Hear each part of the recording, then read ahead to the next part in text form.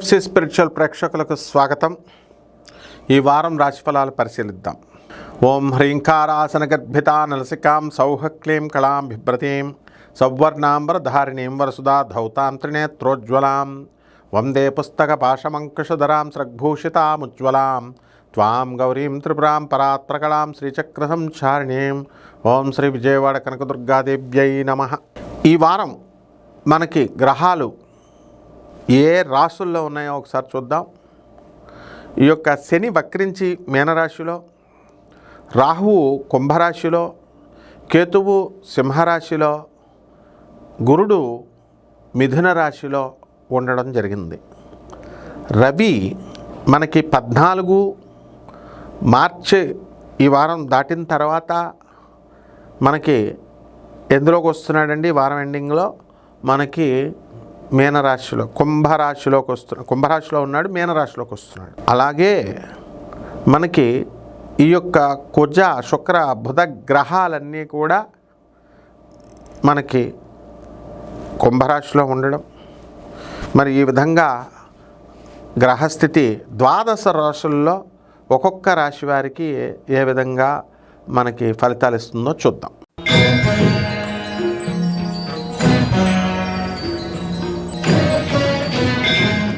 మకర రాశి.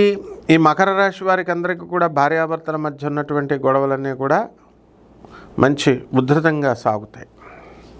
మామగారి మీద అత్తగారి మీద కోపంతో భార్య మీద కోర్టుల్లో కేసులు వేసుకోవడం జరిగింది. అలాగే ఈ భార్యలు కూడా కరెక్ట్గా చిన్నంగా ఉండకుండా భర్తలను వేధించడము, తల్లిదండ్రులను సపోర్ట్ చేయడం, ఇవన్నీ కూడా చాలా అగ్లీ సిచ్యుయేషన్స్ని తీసుకొస్తాయి. కాబట్టి ఈ రాశి వారందరూ కూడా వీళ్ళకి వెలగు ప్రయోజనం లేదు. కనీసం ప్రపంచానికన్నా ఉపయోగపడదామని పేద ప్రజలకు దానం చేసేది లేదు, వికలాంగులకు దానం చేసేది లేదు, కొట్లాటలు ఫైటింగ్లు చేసుకోమంటే చేసుకుంటారు. అలాగే నూతన వస్త్రాలు, ఎంతసేపు కూడా మనం ఈ కొనాలే తప్ప పేదవాళ్ళకి ఏం చేద్దామనే ఆలోచన ఎవరికి ఉండదు. కాబట్టి వస్త్రాలు కొత్తగా కొనడం. ఆ తర్వాత అష్టమ కేతు, ఎవరైనా రోజు మాట్లాడేవాళ్ళు మాట్లాడకపోవడం వల్ల కాస్త డిప్రెషన్కి గురవ్వడము, ప్రతిదీ కూడా నిరాశావాదంగా మీకు ఉండడము, ఇలాంటివన్నీ జరుగుతాయి.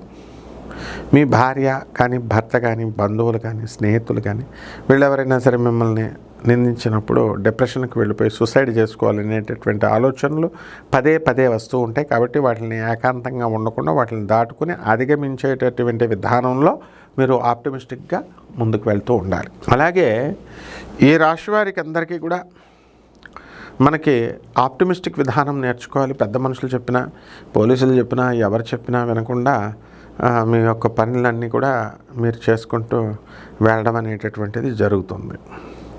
నూతన ఊర్లు వెళ్ళడం, వ్యాపార రీత్యా మరి ఇతర దేశాలకు వెళ్ళడం, ఇలాంటివన్నీ కూడా జరుగుతున్నాయి.